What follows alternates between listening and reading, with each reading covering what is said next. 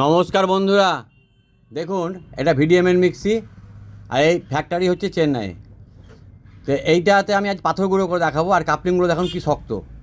আচ্ছা, এই বাটিটা যেহেতু আমি একবার ব্যবহার করেছি সেই বাটিতে এই পাথরটা গুঁড়ো করছি।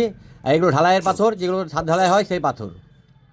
এই দেখুন কীভাবে গুঁড়ো করছি। দেখুন, আপনাদের দেখানোর উদ্দেশ্য এটাই যে আপনাদের সবচেয়ে শক্ত মশলা হচ্ছে গোটা হলুদ, সেগুলোকে ছোটো ছোটো করে দিয়ে এর মধ্যে দিয়ে দিবেন, এইভাবে গুঁড়ো করে নেবেন, একদম পাউডার হয়ে যাবে।